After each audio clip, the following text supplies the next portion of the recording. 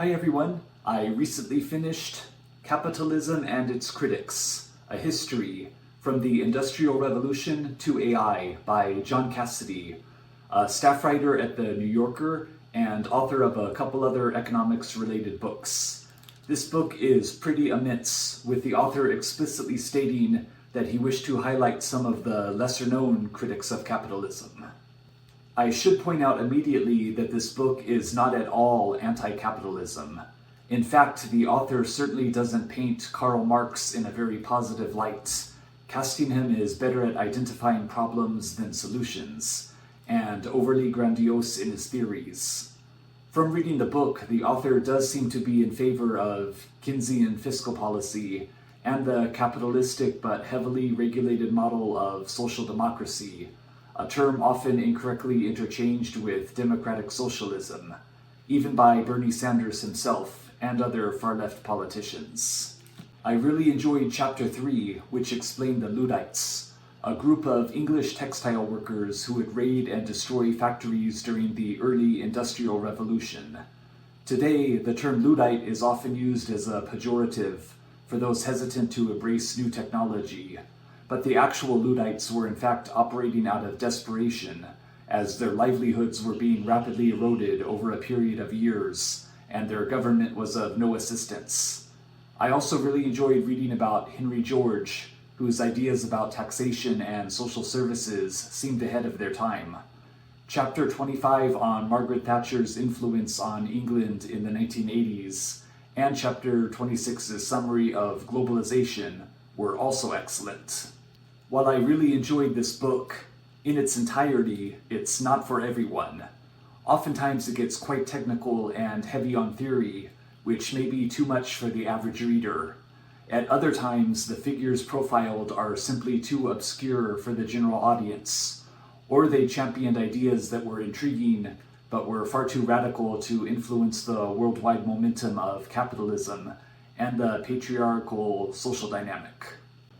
If you enjoy history in general, I recommend checking this book out from the library and focusing on certain chapters to learn about or brush up on highly influential figures such as Adam Smith, Friedrich Engels, Karl Marx, Vladimir Lenin, John Maynard Keynes, Milton Friedman, and Margaret Thatcher. Unless you are specifically interested in economic history, a good 2/3 of the book might simply be too overwhelming or irrelevant to maintain your attention from cover to cover. If you'd like to stick around, here are my top 5 notes from the book. Number 1, from pages 121 and 122, Friedrich Engels and the Coercive Nature of Work, plus my own counter. Engels wrote, "The worker of today seems to be free because he is not sold once for all, but piecemeal by the day, the week, the year. And because no one owner sells him to another, but he is forced to sell himself in this way instead, being the slave of no particular person, but of the whole property-holding class." Countering this, I would say that while there's a coercive element to employment, exile was a serious threat in hunter-gatherer and pre-industrial societies for people who couldn't integrate for whatever reason. While that's not to diminish that coercion is a problem, it didn't originate with the industrial age. Number 2, from page 270, Richard Kahn and the relation of home investment to unemployment.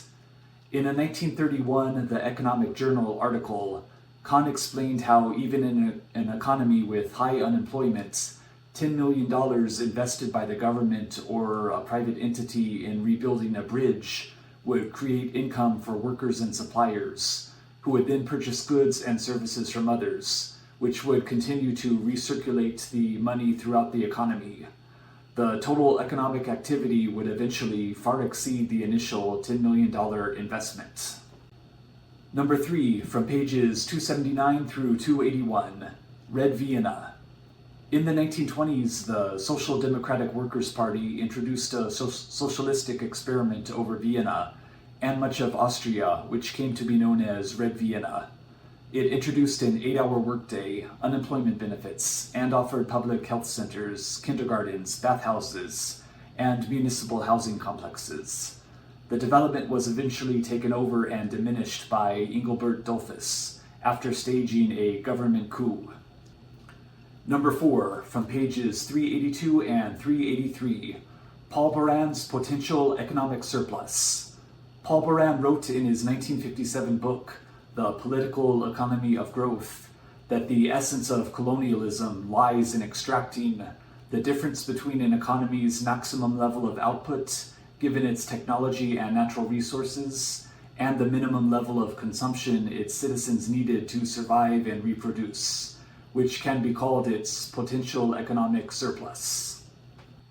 And number 5, from pages 388 through 390, Nixon and CIA involvement in Socialist Chile. In 1970, Salvador Allende won the general presidential election and began implementing a socialist government. After initial success, followed by financial turmoil, President Richard Nixon encouraged the World Bank and other lending agencies to withhold loans. The CIA was later discovered to be involved in financing worker strikes in Chile. Alright, and that was my look at Capitalism and Its Critics by John Cassidy. Very intense read, but a lot of good stuff in here. Thank you for watching, and I'll be back soon with another video. Bye.